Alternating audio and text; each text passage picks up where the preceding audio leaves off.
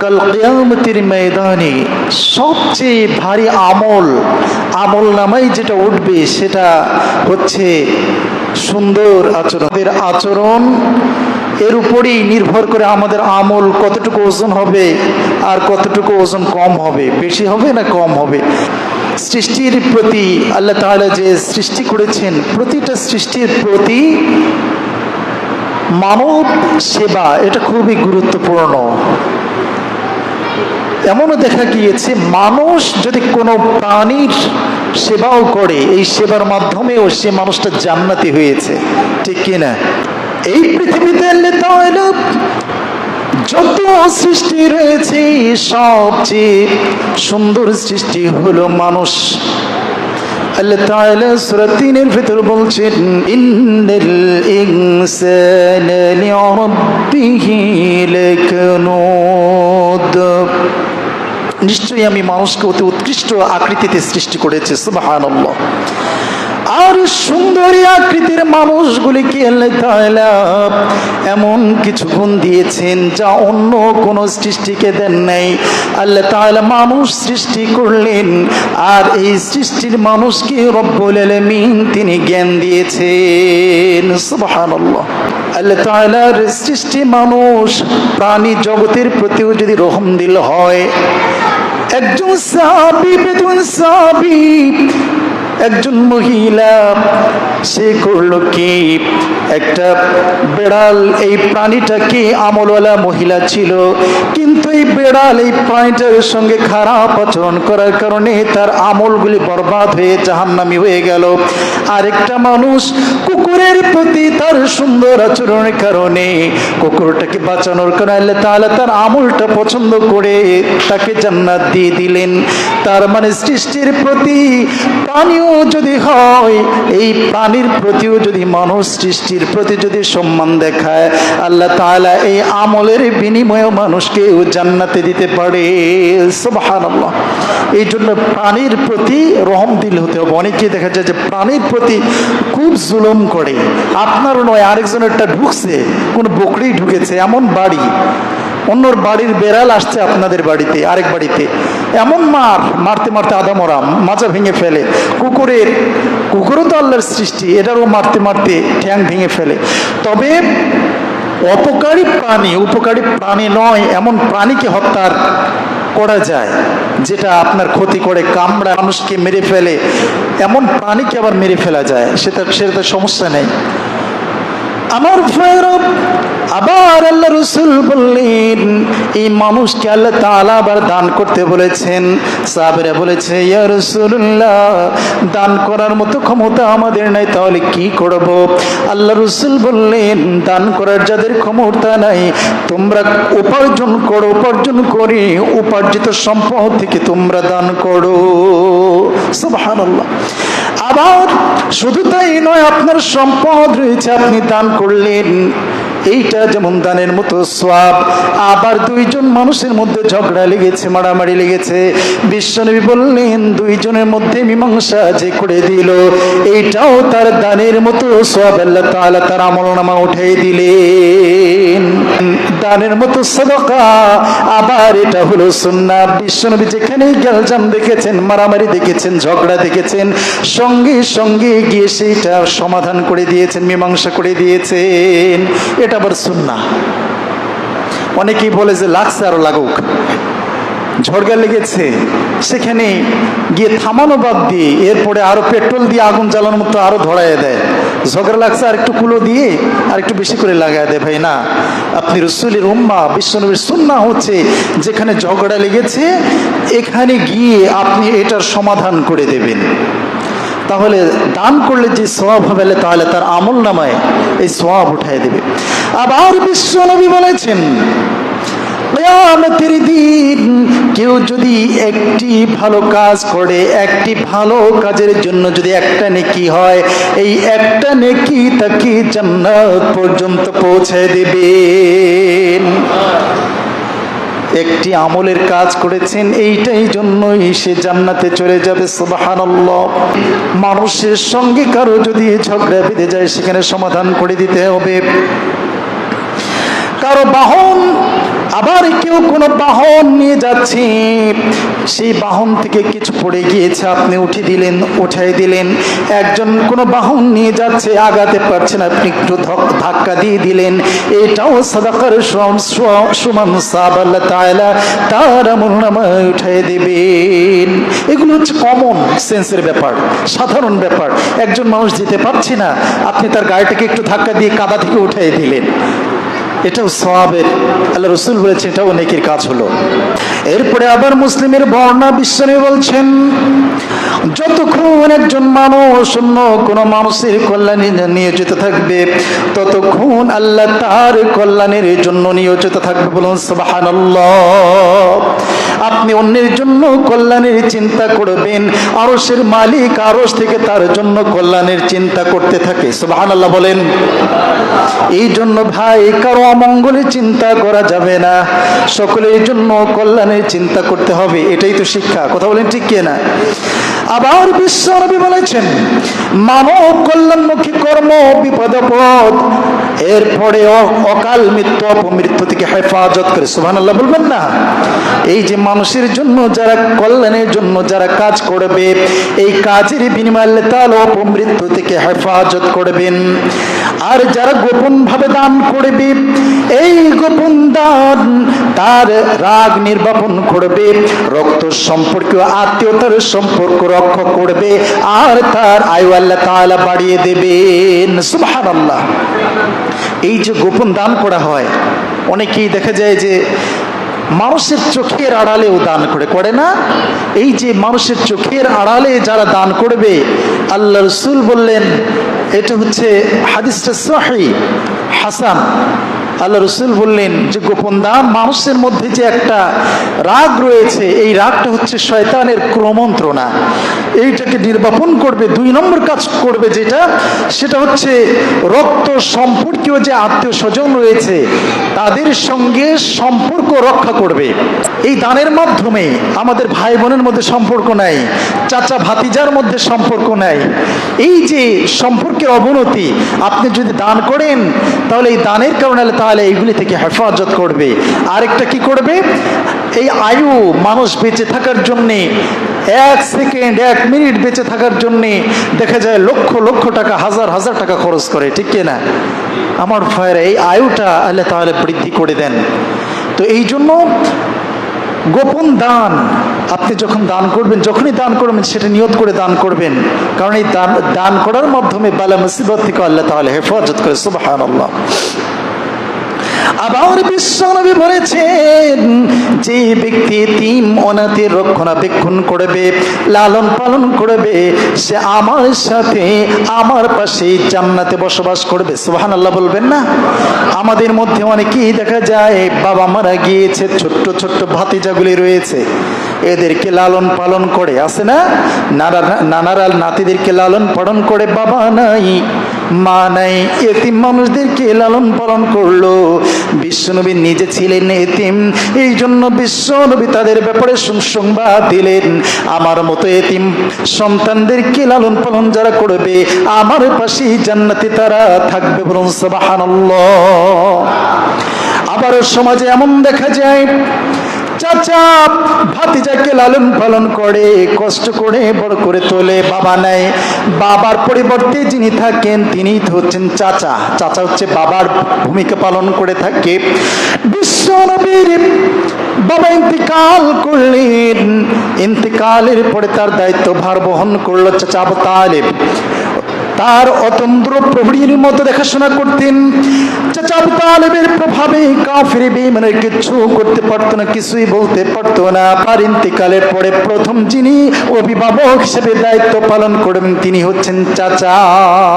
কষ্ট করে ভাতিজাদের লালন পালন করে, অথচ বড় হওয়ার পরে সেই ভাতিজা আবার চাচারে মারে। বাবা নাই, বাবার পরিবর্তে যেই লোকটা তোমার মানুষ করলো তার গায়ে তুমি হাত দিলা না, তুমি তোমার বাবার গায়ে হাত দিলা। এই কাজটা করা যাবে না।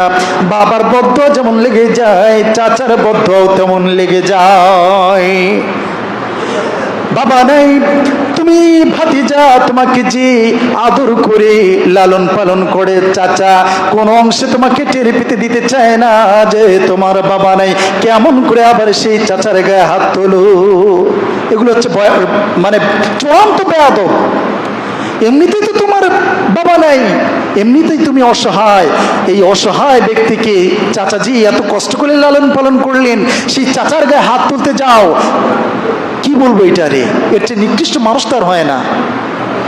এই জন্য যারা এমন যদি থাকেন এই এলাকাতে, মেহেরবানি করে চাচার কাছে মাপ চেয়ে নেবেন। এই কাজটা করা যাবে না ভাই। চাচার সঙ্গে বেয়াদবি করেছেন, মাপ চেয়ে নেবেন। আমার ভাইরা, এরপরে বিশ্ব নবী বললেন, বিধবা যারা থাকবে, দরিদ্রদের স্বার্থ সংরক্ষণ ও কল্যাণের জন্য যারা চেষ্টারত মানুষ, আল্লাহর রাস্তায় জিহাদ করলে যে সওয়াব হবে, এমন বিধবা ব্যক্তিদেরকে, দরিদ্র ব্যক্তিদেরকে যারা সাহায্য করবে, জিহাদের ময়দানে জিহাদ করলে যে সওয়াব, আল্লাহ তাআলা তাদের আমলনামায় সেই সওয়াব দিয়ে দেন। আমাদের সমাজে নেই এমন বিধবা মানুষ, দরিদ্র মানুষ, এদেরকে আপনারা সাহায্য করবেন, জিহাদ করলে যে সওয়াব হবে আল্লাহ তাআলা সেই সওয়াব তার আমলনামায় দিয়ে দেবে। সুবহানাল্লাহ।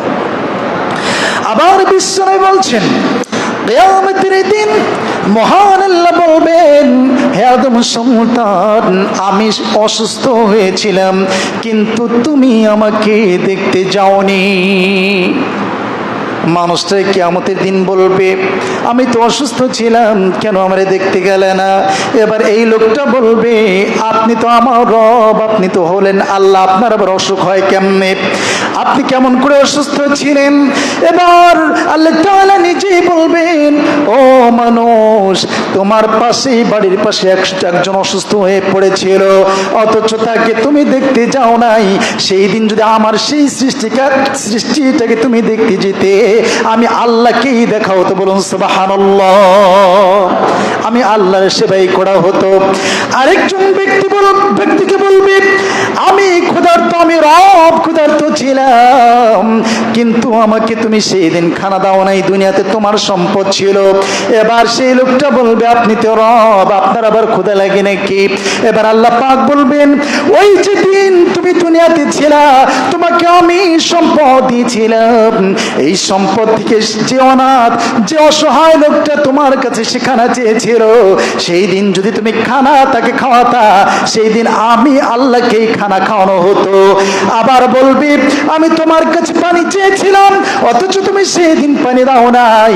এবার এই লোকটা আবার বলবে, তুমি তো রব, তোমারে আমি কেমন করে পানি খাওয়াবো? আল্লাহ বলবেন, আমার সৃষ্টির প্রতি তুমি সেই দিন যদি পানি খাওয়াতা, আমি রবকেই খাওয়ানো হতো। বলুন সুবহানাল্লাহ। আমার ভাইরা, এই জন্য যাদের সামর্থ্য রয়েছে, যাদের সেবা করার মতো ক্ষমতা রয়েছে, আপনাকে আল্লাহ তাআলা সম্পদ দিয়েছেন, এই সম্পদটা ভাই কেউ নিয়ে যাব না কি? যে ব্যক্তিটা একদম গরিব মানুষ, কিছুই নাই, কিছু না থাকলেও আর কিছু না জুটলেও কয়েকটা খাবার সে আর কাপড়ের কাপড় ঠিকই জুটবে। কথা বলেন ঠিক কিনা? আপনার অনেক সম্পদ রয়েছে, স্বর্ণ নেবেন না, রৌপ্য নেবেন না, আপনি ততটুকুই নেবেন, গরিব অসহায় মানুষটা যেইটা নিয়ে গেল। এই জন্য বিশ্বনবী বললেন, আমার আমার আমার বলে যারা চিল্লাও, আমার আমার আমার করো না, তোমার তিনটা জিনিস হলো, তোমার তিনটা, একটা হচ্ছে তুমি যেইটা পড়ছো, ব্যবধান করছো, চলাফেরা করছো, সেইটা হচ্ছে তোমার। আরেকটা হচ্ছে যেইটা খাচ্ছ, যেইটা পড়ছো, সেইটা হচ্ছে তোমার। আর দুনিয়ার জিন্দেগিতে চলা অবস্থায় যে আমলগুলা করেছো, এইটাই তোমার। এই তিনটা জিনিস ছাড়া সব দুনিয়ায় পড়ে থাকবে। আমার আমার করে চিল্লাচিল্লি করো না। আমার আমার কি? তাহলে আমরা যেইটা পরিধান করছি, যেইটা খাচ্ছি, আর যেইটা আমল করছি, এইটাই আমার। আর যা কিছু রেখে যাবেন, সন্তানের জন্য সম্পদ রেখে যাবেন। একটা সন্তান আরেকটা সন্তান আরেকটা ভাইয়ের উপর মারবে, বাড়ি মাথার উপর। একটা সন্তান, ছেলে সন্তান, আপনার মেয়ে, যে সন্তানকে রেখে যাবেন সম্পদ থেকে বঞ্চিত করে দেবে। কথা বলেন ঠিক কিনা? সম্পদ, তবে হালাল উপার্জনের সম্পদ করবেন। আবার এই সম্পদ আল্লাহ তাআলা যাদেরকে দেবেন, আল্লাহ বললেন ওয়ালানাবলুওয়ান্নাকুম, নিশ্চয় নিশ্চয় আমি রব তোমাদেরকে পরীক্ষা করব, তোমাদেরকে সম্পদ দিয়ে। এই সম্পদটা তোমরা কোথায় ব্যয় করবা, সম্পদটা কি করবা, এই সম্পদটা আমি দিয়েছিলাম তোমাদেরকে পরীক্ষা করার জন্য। কোন খাতে ব্যয় করলা এইটা কিয়ামতের দিন আমি জিজ্ঞেস করব। পরীক্ষার জন্য আল্লাহ তাআলা সম্পদ দিয়েছেন, অনেক সম্পদ আল্লাহ তাআলা মালিক বানিয়েছেন, কিন্তু সম্পদ কোথায় ব্যয় করছেন এটাও কিন্তু পরীক্ষা। ওয়ালানাবলুওয়ান্নাকুম বিশাইইম মিনাল খাউফি ওয়াল জু', আল্লাহ ভয় ভীতি দিয়ে ভয় ভীতির মাধ্যমে আমাদেরকে পরীক্ষা নেবেন। ওয়াল জু', ক্ষুধা দ্বারা আমাদেরকে পরীক্ষা নেবেন। এরপরে সম্পত্তির দ্বারা আমাদেরকে পরীক্ষা নেবেন।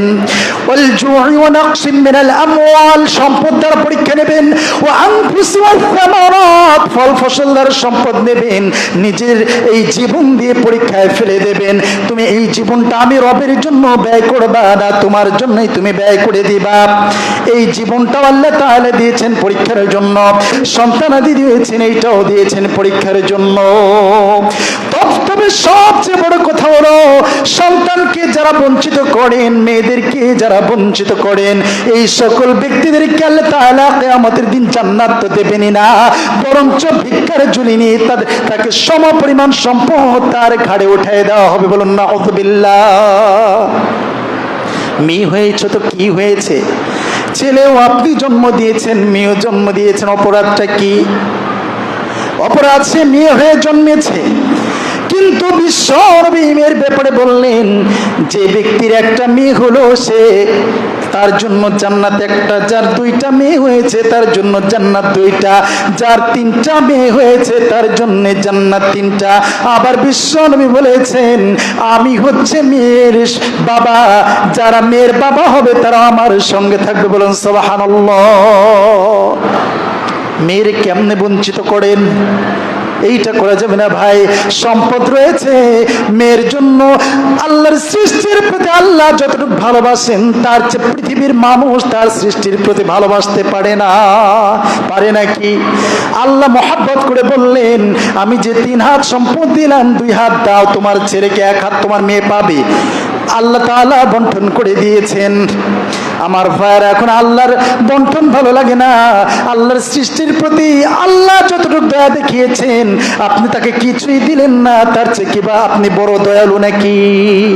তার চেয়ে তো বড় দয়ালু নয় ভাই। এই জন্য যার যার হক তাকে মিটাই দিতে হবে। আপনি সম্পদ রেখে যাবেন, কারো সম্পদ কাউকে লিখে দেবেন না। এক ছেলেকে দেয় আরেক ছেলেকে দেয় না, বলে যে তুমি তো অনেক বড় অফিসার হয়েছো আর তোমার ছোট ভাই তো গরিব হয়েছে। সেই বড় আরেকটা ছেলে সে লেখাপড়া করে চাকরি অর্জন করেছে, তাই বলে আপনি তারে দিলেন আর তারে দিলেন না। আল্লাহ এইটা বললো না, তোমার যে সম্পদ রয়েছে সমভাবে বন্টন করে দাও। তুমি পড়লা না কেন বাবা? সে পড়েছে, তুমি পড়লা না কেন? তোমাকেও তো আমি চেষ্টা করেছিলাম। আমার ভাইরা, এরপরে মুসলিমের আরেক বর্ণে বিশ্বনবী বলেছেন, আল্লাহর নিকট সেই ব্যক্তি সবচেয়ে প্রিয় যে মানুষের বেশি উপকার করে। বলুন সুবহানাল্লাহ। প্রিয় মানুষ যেগুলি, সেগুলি দেখে যে মানুষের উপকার করে, আল্লাহর কাছে সেই মানুষগুলি খুব প্রিয়। আল্লাহর নিকট সবচেয়ে বেশি প্রিয় নেক আমল হলো কোন মুসলিমের হৃদয়ে আনন্দ প্রকাশ করানো। দেখবেন অনেক মানুষের সঙ্গে কথা বলে, কোনোদিন হেসে হেসে কথা বলে না, অথচ বিশ্ব নবী বললেন, হেসে হেসে যারা কথা বলবে, দান করলে যে সওয়াব, হেসে কথা বলাও তার সমান। বলুন সওয়াব সমান সওয়াব। বলুন সুবহানাল্লাহ।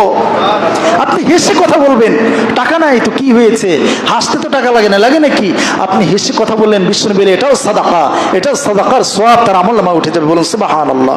তার বিপদ কষ্ট উৎকণ্ঠা দূর করে দেবে, অথবা তার ঋণ মুক্ত করে দেবে, এমন ক্ষুধা দূর করে দেবে। আমার কোন ভাইয়ের কাজে তার সাথে একটু হেঁটে যাওয়া, আমার কাছে এই মসজিদে নববীতে 1 মাস ইতিকাফ করার সওয়াব আল্লাহ তাআলা তার আমলনামায় উঠায় দেন। বলুন সুবহানাল্লাহ। কারো বিপদে কষ্টে আপনি তার পাশে দাঁড়ালেন। মসজিদে নববী, এই মসজিদে নববীতে কেউ যদি এক মাস যদি সে যদি ইতিকাফ করে, যে সওয়াব হবে আল্লাহ তাআলা তার আমল নামে এই সওয়াবটুকু উঠাই দেবে। যদি মানুষের সঙ্গে আপনি ভালো আচরণ করেন, মানুষের সেবায় যদি আপনি সহযোগিতা করেন, তার কষ্টটা দূর করে দেন। সুবহানাল্লাহ। আমার ভাইরা, এই জন্য আল্লাহ তাআলা সৃষ্টি যিনি করেছেন তার সেই সৃষ্টির প্রতি আমাদেরকে মহব্বত ভালোবাসা দেখাতে হবে। আবার বিশ্বনবী বললেন, এক ব্যক্তি রাস্তায় চলতে চলতে একটি কাঁটাওয়ালা ডাল দেখতে পায়, এই ডালটা সে সরিয়ে দেয়, আল্লাহ তার এই কাজ কবুল করেন আর তার জীবনের গুনাহগুলো মাফ করে জান্নাতের হকদার করে দেন। আর একটু আস্তে বলেন সুবহানাল্লাহ, আর একটু জোরে বলেন সুবহানাল্লাহ। আমরা রাস্তা দিয়ে হেঁটে যাই, ডাল পড়ে থাকে, খোয়া পড়ে থাকে, পাথর পড়ে থাকে, পড়ে না? এইটা যদি আপনি যখন দেখছেন রাস্তায় কোনো ডাল পড়ে রয়েছে, কোনো কাঁটা পড়ে রয়েছে, আল্লাহর সন্তুষ্টির জন্য সওয়াবের নিয়তে আপনি সরিয়ে যদি দিতে পারেন ভাই, তাহলে আল্লাহ তাআলা আপনার জীবনের গুনাহগুলি মাফ করে জান্নাতি করে দেবেন। সুবহানাল্লাহ। আবার বিশ্বনবী বললেন, যদি কেউ রাস্তা থেকে একটি পাথর সরিয়ে দেয়, তার আমল নামায় একটি করে নেকি হয়, বলুন সুবহানাল্লাহ। আর যদি কারো একটি নেকিও কবুল হয়ে যায়, সে জান্নাতি হয়ে যাবে। সুবহানাল্লাহ, সুবহানাল্লাহ। রাস্তায় চলছেন, রাস্তায় চলতে ডাল দেখলেন, এছাড়া পাথর দেখলেন, আপনার আমলনামায় সওয়াব তো যুক্ত হলোই, এটা আপনার জন্য জান্নাতে নিয়ে যাবে। এটা শুধু বয়োবৃদ্ধ মানুষের জন্য, যুবকদের জন্য না, বাচ্চাদের জন্য না, ছোট যারা রয়েছে তাদের জন্য, সবার জন্যই শিক্ষা হচ্ছে। রাস্তা দিয়ে হেঁটে যাচ্ছ, দেখছো একটা ডাল পড়ে আছে, সরাই দিবা।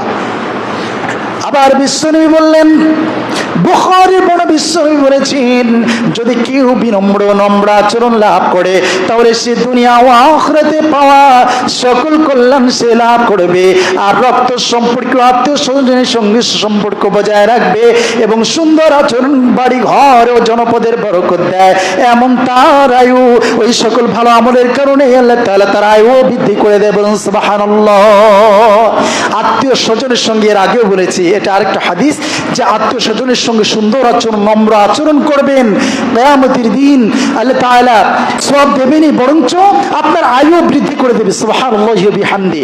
আবার আল্লাহ তাআলা বললেন, কাল কিয়ামতের দিন বিশ্বনবীর মাধ্যমে জানিয়ে দিয়েছেন, যারা দুইটা আমল কিয়ামতের দিন সবচেয়ে ভারী আমল হবে, আপনার নামাজ আপনার আমলনামায় তুলে দেওয়া হবে, আপনার হজ, আপনার যাকাত, আপনার সব আমল এক পাল্লায় দেওয়া হবে, আরেক পাল্লায় মানুষের সঙ্গে আপনি সুন্দর আচরণ করেছেন, এই সুন্দর আচরণটা তুলে দেওয়া হবে। নামাজ, রোজা, হজ, যাকাত সব আমলগুলো এক পাল্লায়, ভালো আচরণ এক পাল্লায়। বিশ্বনবী বললেন, নামাজ কালাম সব কিছুর চাইতে মানুষ যে আপনাকে ভালো বলে, এই আমলটা কিয়ামতের দিন পাল্লাটা ভারী হয়ে যাবে। তাহলে নামাজ দিয়ে, রোজা দিয়ে অত আমল ভারী করতে পারবেন না যতটা মানুষের সঙ্গে সুন্দর আচরণ করলে আমল ভারী হবে। এই জন্য আবার দেখবেন, যারা মানুষের সঙ্গে নম্র সুন্দর আচরণ করে, তারা কিন্তু নামাজ বাদ দেয় না। দেয় নাকি? আল্লাহ তাআলা যাদেরকে জান্নাত দেবেন তাদেরকে নমনীয় করে গড়ে তুলবেন। তারা দেখবেন সমাজের সবচেয়ে শান্তপ্রিয় মানুষ, ঠান্ডা মানুষ। আলহামদুলিল্লাহ, প্রতিটা সমাজে রয়েছে, ভালো মানুষও আছে, খারাপ মানুষও রয়েছে। তবে আমাদেরকে আবার এমনও জনপদ কিছু আছে, অনেকে বাড়ি করতে যায়, বাড়ি করতে গিয়ে বিশ্বনবী বলেছেন, বাড়ি করতে গেলে কয়েকটা জিনিস খেয়াল রাখতে হবে। তার ভিতর 1 নম্বর শর্ত হচ্ছে, তোমার প্রতিবেশী দেখি বাড়ি করবা।